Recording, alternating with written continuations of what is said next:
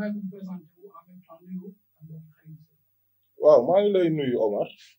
comme ni nga ko waxee man Dieynaba Sall laa tudd yor commission domaniale bu ville de Thiès nekk fa officier d'état civil nekk aussi porte-parole du maire de la ville Talla Sylla mi nga xam ni moo yor ville de Thiès di la nuyu ñi nga xam ne ñëpp ñu ngi suivre Actu Thiès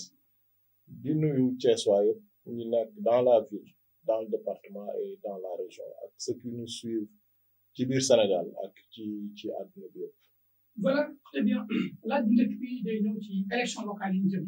ñu élection yoo xam ne yu am particularité puisque tey le maire est élu au suffrage direct mu mel ni ay réforme la yoo xam ne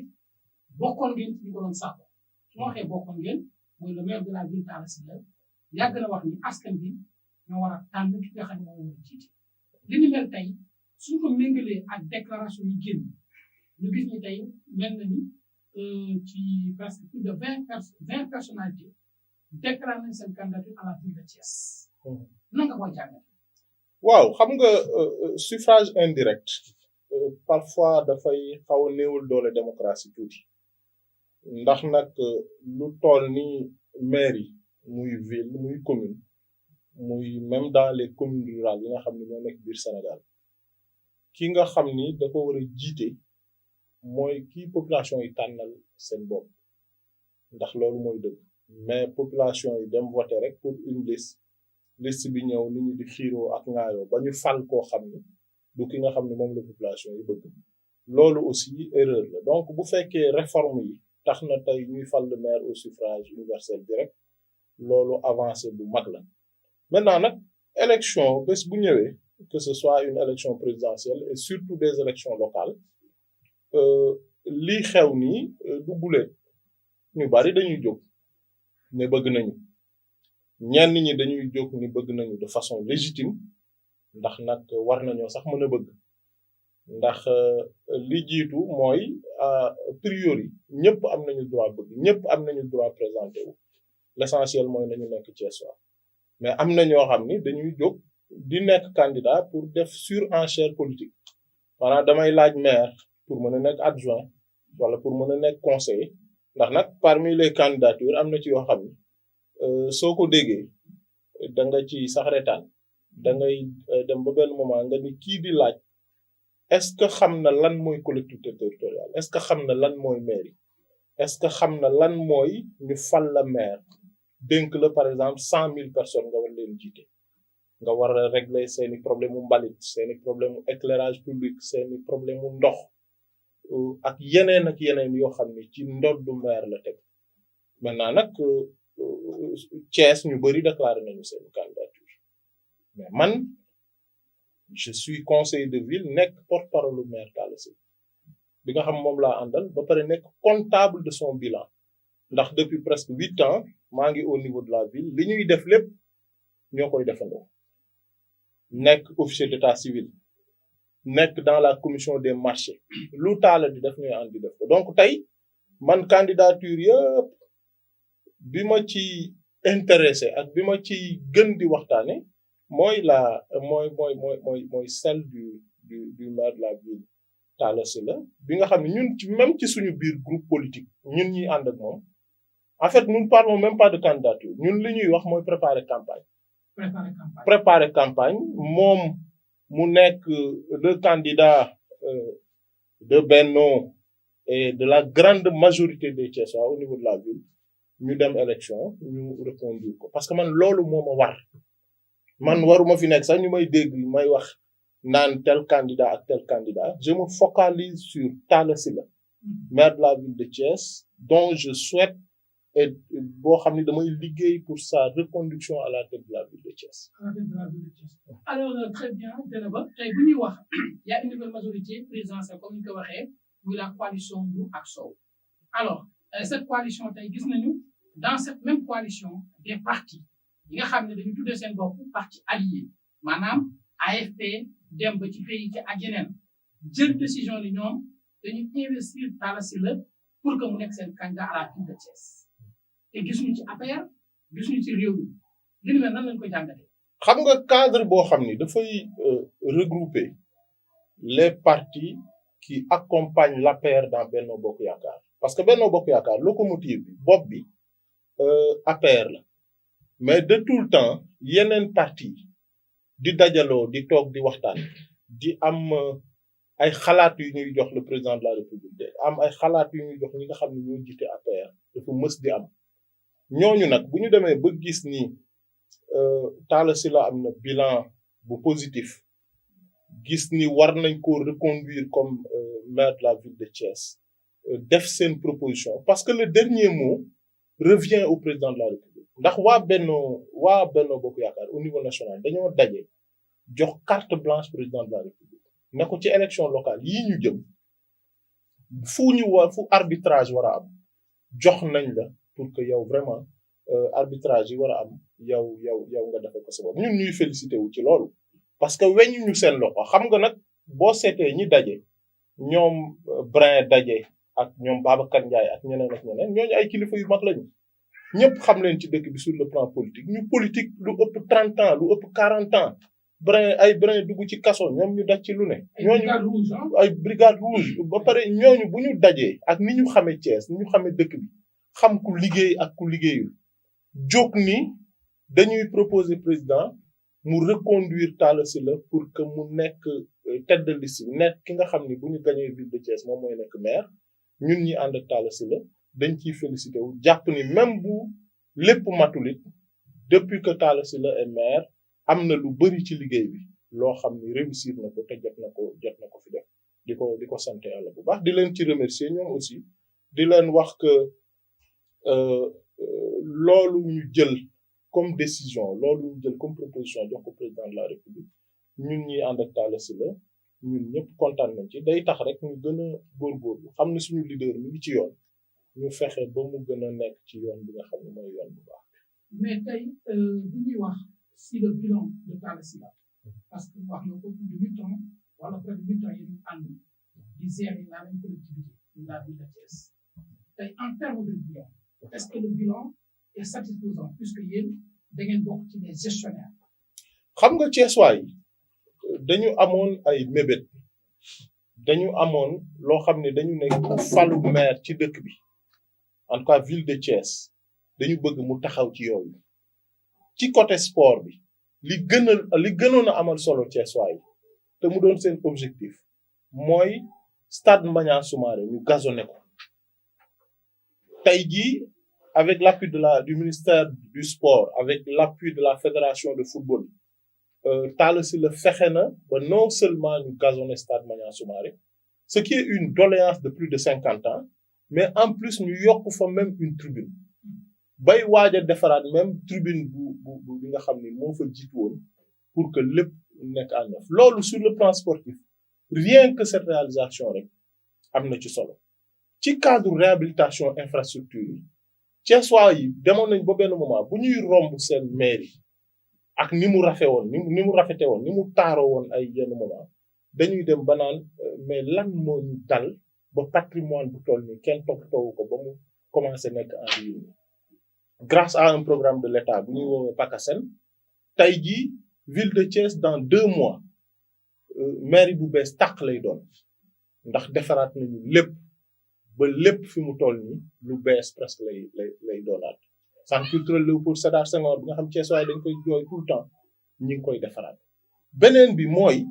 magu Thiès yi bi Talla Sylla di dem campagne dañ doon wax naan ñoom dañoo sonn chaque fois bu ñu feebaree seen njaboot yi di leen jangatee di leen yóbbu Dakar parce que foofu moo am centre gériatrique Talla Sylla dem waxtaan ak fondation Sonatel ba tey jii ñu ngi tabax benn centre gériatrique boo xam ne ak 90% pare na dans 2 mois lépp dina sotti nga xam ni magu Thiès yi dootuñu jóge Thiès di dem feneen di fa fajoo éclairage public bi nekkoon beneen problème boo xam sonaloon na waa Thiès ndax boo seetloo fu mel ni VCN bien que tali bu bees la bu normal ñu defoon ko dans le cadre des chantiers de Thiès mu nekk ay kilomètres yu bari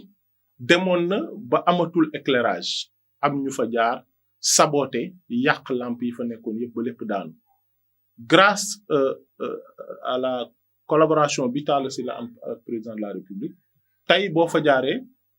def nañ fa ay lampadaires solaires sur tout l'axe bi jógee booy dugg entrée Thiès bi EDK bi ba ngay génn fële ci rond-point Diassane mu am d'autres quartiers de Thiès yoo xam ni ci programme Promoville bi tey am nañ ci 10 kilomètres 5 de route yoo xam ni defar nañ ko ba pare ji ñaar rek laa ciy cité ndax yu am solo la ndax les populations de Cité Lamy depuis plus de 50 ans dañuy wax naan ñoom dañ leen fàtte dañuy defal waa Thiès yëpp tali mais kenn faalewu leen amul benn route pénétrante bu dugg Cité Lamy tey jii ci bilan wu Talla Sylla mën na cee def ñaari route pénétrante yoo xam ni mi ngi dugg foofu am na programme bu commencé vendredi passé toujours ci cadre PACASEN bi ndax Thiès Omar Sarr amul problème mu ndox par exemple biir këram dina ubbi robinet mu tijjee ko mais am na dans 21 quartiers de Thiès population yoo xam ni ba léegi dañ doon root ci ay teen wala di daw fenn di wuti ndox di ko ñaan 21 quartiers am na programme bu commencé boo xam ni adduction d'eau programme mu adduction d'eau la maanaam sur le plan social ñu jàppale nit ñi ba ñoom ñëpp ñu am ndox te duñ ci fay dara te loolu aussi mébét la boo xam ne Thiessois yi bi Talla Sylla di falu dañ ko noonu na nga fexe ba loolu bu sa mandat di jeex bu lépp sottiwul it li ci ëpp na sotti te loolu tey réaliser nañ ko commencé nañu réalisation bi te balaa yàgg incha allah loolu sotti yooyu ak leneen loo xam ne Thiessois yi dañ ko doon laaj maanaam dëkk bi am dal benn ministre de la République ñëwatul Thiès ñu sànni la xeer wala ñu saaga la wala ñu dóor la parce que tout simplement ki yor maire ville bi àndul ak président de la République loolu jeex na ci Thiès totalement maintenant nag malgré yi may lim yëpp ak yi nga xam ni peut-être lim ma ko am na yu des par exemple depuis que Talla Sylla est là ñi ngi xeex ci marché aux poissons bi nga xam ni président accordé na financement bi ba mu jaar Assemblée nationale ba nekk ci gafak ministère de la pêche ba léegi nii marché aux poissons bi taxawagul te mareyeurs yi par exemple ñi ngi koy xaar pour am marché aux poissons fruits et légumes moderne ak yeneen ak yeneen ñun ñu jàpp ni lii lépp ku ko def ba pare am yeneen mébét pour def ko dañu ko war a reconduire mu nekkaat maire de la ville pour continuer liggéey bi nga xam ni moom moo doon liggéeyam ba pare bi président soxla jàppale soxla ku ko taxawu Thiès Talla Sylla da ko jaral mu endossé ko ñu wax ni traître la jaam la voilà lu nekk ñu wax ko terewul mu muñ loolu dem ànd ak président de la République pour intérêt wu Thiès tey nag bu fekkee parti réew mi dañu ñëw dugg si dans la coalition mais politique amul soustraction ñun ñëpp dañu ciy félicité wu maintenant ku nekk nag mën nga am say ambition bopp mais en tout cas parmi les maires de Thiès les 4 maires de Thiès seul Talla Sylla est un leader politique national est une personnalité politique nationale et même internationale seul Talla Sylla est un conseiller spécial du président de la République pas un conseiller spécial fictif nag boo xam ne président dina koy consulter di ko yabal ba pare mu nekkaale un allié sûr du président de la République maanaam koo xam ni tu peux compter sur lui pour la politique économique et même sociale bi nga xam ni ci collectivité territoriale yi lañu ko war a jële pour le développement du Sénégal. Alors kon tey reconduire Talla Sylla parce que tey bi ñuy gis d'après li ñu wax les orientations du président Macky Sall mooy ñu reconduire tous les maires ci commune yëpp ci ville yëpp parce que loolu mooy dynamique bi Benno Bokk Yaakaar kon waxta nekk problème ak la libéré du ministre. bon xam nga daf ci am loo xam ni ci waxtaan la ci concertation ak ci élément yu président de la République am mu nekk ay éléments yoo xam ni dina ci mën a xool lu mën a nekk ak lu mënul nekk parce que président nag parfois mu am ay éléments yoo xam ni ñu bari amuñu ko reconduction tout de suite de tous les maires ce n'est pas parce que Talla Sylla est maire de la ville que man moom laa àndal que dama naan que tous les maires du Sénégal yi nga xam dañu ànd ak Benno Bokk Yaakaar qu'ils soient reconduits mais ku ci am bilan bi ñu am ñun te mu nekk un bilan très positif dañu jàpp ni fi nga toog dañ la fa war a tegaat nga continuer liggéey bi koo xam ni nag dañu la teg ci dëkk demoo dëj demoo ngénte demoo def benn infrastructure ci dëkk ba sur le plan social jàppale woo kenn tu es devenu invisible bañ la falee ba léegi wala ñu fal la faaleetoo population yi boo leen rombee sax doo leen nuyu bu élection jotee bien que président de la république nga àndal bien que fi nga nekk maire nga fa dañ la war a wàcc dañ la war a pousse keneen koo xam ni mën na yor yëf yi ñëw toog ñu jox ko mu téye. Alors très bien dana ba benn wàllu bi muy ci wàllu foncier ñu gis le receveur bi fi nekkoon receveur des impôts de JBC amoon na benn taxawaay muy ay réfectation muy tamit ay ponts yoo xam ne ñu nekkoon ci dëkk bi nekkoon ay dépôt d'ordures sauvages parce que quartier yu bëri da nga daan gis benn diggante ñaari kër wala ñetti kër benn rukk boo xam ne ñëpp fa la ñu tuur bari fa la ñu tuur ndox ñu dem ba gis d'après am na sax étude bu ñuy def ak les quincailliers maanaam yore quincaillier di jaay les matériaux de construction ñu ne am na changement parce que gis nañu diggante 2019 ba 2020 ba 2021 vraiment li fi jaay ci ciment ak fer maanaam loolu lépp c'est dû à une gestion par rapport au foncier par rapport yéen en tant que président commission domaniale ngeen nekkoon ci circuit bi lan nga ci. xam nga dëkk Omar su taxawee sur le plan économique doxul ñi jiite ñoo war a wut ay astuces yu ñu ko doxale su fekkee dañ dem dans plusieurs quartiers de Thiès surtout ay grand standing ak yooyu les parcelles non occupées étaient devenues des casse-têtes pour les populations sorti mbalit mbaam yi ne fa